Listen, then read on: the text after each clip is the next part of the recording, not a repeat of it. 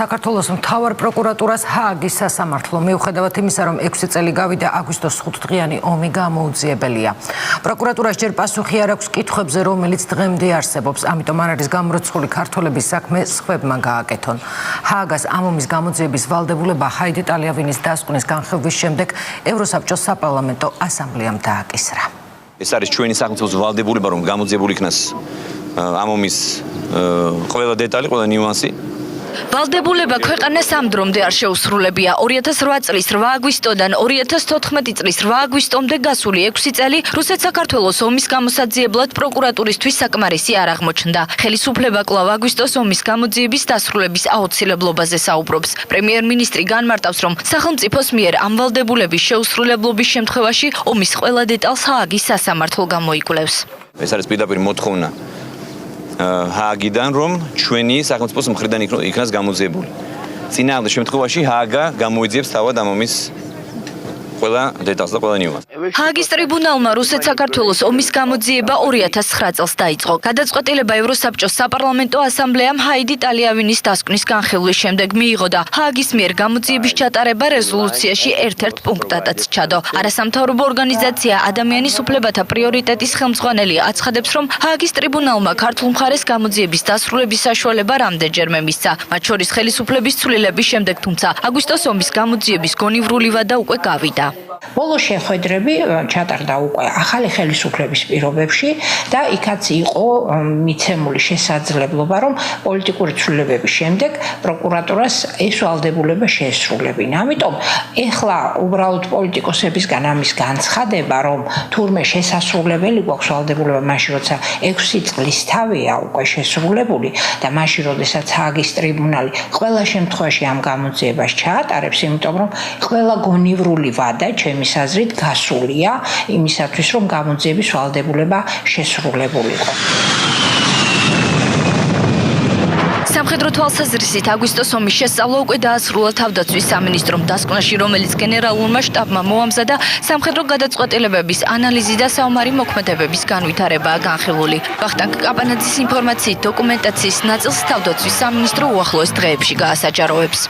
ჩვენ არავის ბრალეულობას არ ვიკვლევდით, ჩვენ ვიკვლევდით თუ როგორ ვითარდებოდა საომარი მოქმედებები, რამდენად სწორი იყო გარკვეული ბრძანებები, რამდენად ადეკვატური იყო შესაბამისი მოქმედებები, ასე რომ ეს არის სამხედრო თვალსაზრისით შესწავლა, ოპერატიული ტაქტიკური თვალსაზრისით შესწავლა აღნიშნული საომარი მოქმედებების. ნაციონალური მოძრაობა მთავრობის მხრიდან აგვისტოს ომის გამოძიებაში პოლიტიკურ ინტერესსაც ხედავს. უმცირესობაში ფიქრობენ, რომ ხელისუფლება ომის დაწყებაში წინა მთავრობის დადანაშაულებას ცდილობს, თუმცა უმრავლესობაც და უმცირესობაც თანხმდება, რომ პროკურატურის მიერ გამოძიების დასრულება ქვეყნის მთავარი ვალდებულებაა. გაუგებარია, რატო ჩადის ამას საქართველოს მთავრობა და რატო ადანაშაულებს საკუთარ ქვეყანას და რატო აძლევს საშუალებას რუსეთს, რომ თავი დააღწიოს იმ პასუხისმგებლობას, რომელიც მათ ეკისრებათ ომის დროს ჩადენილი დანაშაულების გამო და ასევე ოკუპაციის დროს ჩადენილი დანაშაულის გამო. ქართული სახელმწიფოს ინტერესი ითხოვს, რომ პირველ რიგში და უმთავრესად გამოძიებული იქნას ეთნიკური წმენდა, დაცული იქნეს ეთნიკური ქართველების უფლება, რომლებსაც სახკარი გადაუწვეს და გამოყარეს საკუთარი საცხოვრებლიდან და გამოძიებული იქნას ოკუპანტების და მათი დამხმარე სეპარატისტების მიერ ჩადენილი დანაშაულებები. 2008 წლიდან დაიწყო გამოძიება და რამდენიმე ათეული ათასი ადამიანი იქნა დაკითხული, თუმცა შემდგომ სამწუხაროდ გამოძიება არ გაგრძელდა იმავე ინტენსივობით. ჩვენი ხელისუფლების მოსვლის შემდგომ ჩვენ ამაზე დავიწყეთ მუშაობა. რა თქმა უნდა, სამუშაო ძალიან ბევრია. მე ვიცი, რომ პროკურატურა მაქსიმალურად ინტენსიურად მუშაობს და მე დარწმუნებული ვარ, რომ ყველა კითხვას პასუხი გაეცა. ვართ რომის სტატუტის წევრები 2003 წლიდან და გვევალება ესეთი ზომის და ესეთი მასშტაბის დანაშაულებები, მოვლენები მეთუმეტეს დაკავშირებული იყო ადამიანების სიცოცხლის მოსპობასთან, დიდი ჰუმანიტარული კატასტროფასთან გვაქვს საქმე და გვევალება, რომ გამოვიძიოთ. ადამიანის უფლებათა ცენტრში განმარტავენ, რომ 2008 წელს კონფლიქტის დროს კაცობრიობის წინააღმდეგ მიმართული დანაშაულის ფაქტებიც დაფიქსირდა. ცენტრმა სისხლის სამართლის საერთაშორისო სასამართლოს პეტიცია ამ საკითხზე ჯერ კიდევ 2012 წელს გაუგზავნა.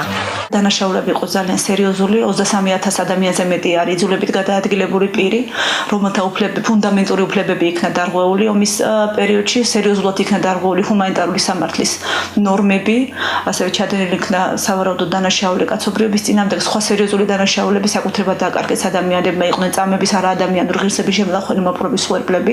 უახლოეს პერიოდში რუსეთ-საქართველოს სახელმწიფოთა შორის სარჩელის განხილვას იწყებს ადამიანის უფლებათა ევროპული სასამართლოც. სპეციალისტები აცხადებენ, რომ დავის ქართული მხარის სასარგებლოდ გადაწყვეტის შემთხვევაში ომის დროს დაზარალებულ პირთა სასამართლო საქმეების წარმოება უფრო ეფექტური გახდება.